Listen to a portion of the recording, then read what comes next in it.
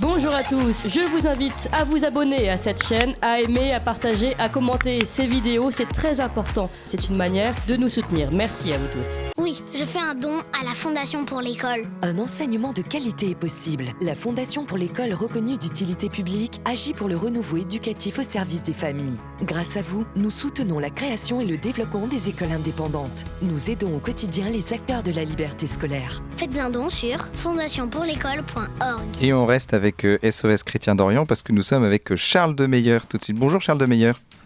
Bonsoir Corentin. Bonjour Corentin, désolé, d'habitude sur Radio Courtoisie, c'est bonsoir pour moi. Alors vous êtes président de SOS Chrétien d'Orient et on voulait revenir aujourd'hui sur la commémoration du génocide arménien. Alors pourquoi c'est important de commémorer ce génocide aujourd'hui ? On peut dire que c'est important à deux titres. D'abord parce que l'accumulation de la mémoire extrêmement douloureuse qui s'est transmise de famille en famille pour les victimes ou les descendants des victimes de ce génocide arménien marque évidemment une solidarité et une histoire relativement proche. C'est un premier point. Et le deuxième point, c'est que le panturquisme, qui est à la base de l'idéologie qui va présider aux racines de ce génocide, connaît une actualité particulièrement forte. On le voit avec la guerre que l'Azerbaïdjan mène à l'Arménie, c'est un premier point, et puis sur les rhétoriques qui sont parfois mobilisées par le président turc Recep Tayyip Erdogan. Et alors, que s'est-il passé concrètement, ce génocide arménien ? Comment il s'est déroulé ? À quelle époque ? Alors, il faut comprendre qu'avant le déroulement même du génocide arménien, à la fin du 19e et au début du 20e siècle, la situation des Arméniens est peu enviable. Ils ont un statut particulier au sein de l'Empire ottoman et ils ont déjà été victimes de nombreuses éruptions de violence. Nous sommes au début du premier conflit mondial. C'est très compliqué dans les combats pour la Turquie. Et une idéologie portée par une franc-maçonnerie qui veut créer un nouvel État turc, ce qu'on appelle les jeunes Turcs, va désigner un ennemi de l'intérieur. Cet ennemi de l'intérieur, ce seraient les soldats arméniens intégrés à l'armée turque, donc des soldats ethniquement arméniens qui combattent au sein de l'armée turque et qui ne mèneraient pas le combat correctement face aux Russes. On va donc dans un premier temps, en février 1915, désarmer les soldats arméniens et puis les 24 et 25 février 1915, rafler les élites, donc les prêtres, les évêques, les personnes formées de ce peuple pour commencer à procéder à leur déportation. Ça va durer plusieurs mois. Certains arrêtent le décompte en 1916, d'autres plus exactement en 1923, pour intégrer toutes les minorités chrétiennes qui vont subir le délire jeune turc.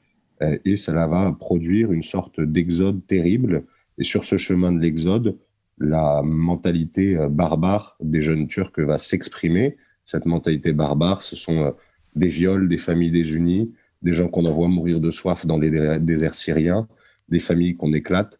Bref, une sorte de lot d'horreur qui s'accumule et s'accumule de mois en mois. Il y a un superbe livre pour ceux qui ne connaissent pas trop le concret de ce qui s'est passé. Ça s'appelle « Les chrétiens au bec ». Ça a été fait par les archives d'un dominicain qui se trouvait sur place à l'époque, monsieur Jacques Rétoré.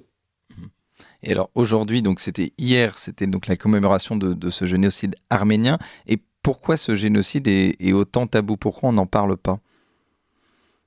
D'abord, il est tabou parce qu'il gêne beaucoup aux entournures les puissances occidentales.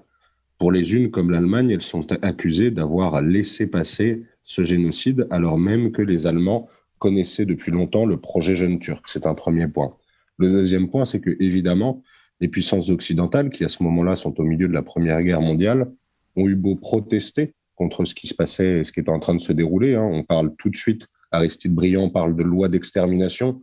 La France proteste officiellement, le Vatican essaye d'être très actif pour dénoncer ce qui se passe. Et pourtant, c'est sans effet, sans incidence, et le génocide se déroule. Ce qui gêne également, c'est évidemment qu'on ne peut que tirer des conclusions sur l'idéologie qui a présidé au renouvellement de l'État turc à ce moment-là.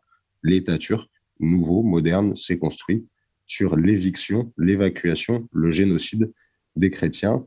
Évidemment, quand certaines de nos élites rêvent d'intégrer la Turquie à l'Union européenne, on voit qu'il y a une difficulté idéologique, cher Corentin, à essayer à la fois de les intégrer et en même temps de dire la vérité sur leur histoire. Et justement, on en parlait tout à l'heure avec Arthur Lanternier, donc ce lien entre le Liban et la France, et il y a aussi un lien particulier entre l'Arménie et la France. Oui, bien entendu, un lien qui préexiste d'ailleurs largement à ce génocide, mais qui va se trouver renforcés par les populations qui cherchent refuge en France et qui vont militer en France pour obtenir justice, à la fois en soutenant certaines organisations qui vont chercher, après le génocide, à faire payer aux auteurs de ce génocide leurs actes, et puis évidemment le faire vivre intellectuellement. On a de fortes communautés arméniennes en France, notamment dans le sud-est du pays, mais pas seulement. Et puis ce lien va être renforcé avec la partie qu'à l'époque on appelle l'Arménie russe, et qui aujourd'hui forme l'État arménien. Cet État arménien qui, vous le savez peut-être, a largement besoin de la protection et du soutien de la communauté internationale s'il ne veut pas disparaître de la carte. Et c'est aussi, donc le Liban comme l'Arménie sont le porte de la chrétienté, c'est ça, en Orient, c'est-à-dire que c'est le début du catholicisme en Orient. C'est ça, l'Arménie et le Liban ont des liens très, très conjoints, une situation assez similaire. D'ailleurs, beaucoup d'Arméniens ont émigré au Liban à ce moment-là. Il y a des villes entières qui ont été, enfin des villes, des ensembles urbains importants qui ont été créés au moment de la déportation des Arméniens. Et puis, on peut y voir une sorte de réalisme géopolitique. Nous avons des gens qui ont une culture proche de la nôtre, qui s'allient avec un engagement éthique, celle de la vocation de la France à protéger, soutenir, aimer et connaître les chrétiens d'Orient.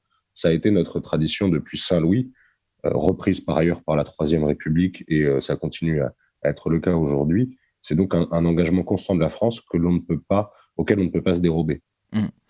Merci beaucoup Charles Demeyer. On rappelle que vous êtes président de SOS Chrétiens d'Orient. Et comme l'a dit Arthur Lanternier tout à l'heure, vous pouvez toujours soutenir SOS Chrétiens d'Orient financièrement et aussi vous inscrire en tant que volontaire sur le site soschrétiendorient.fr. Merci à vous Charles Demeyer.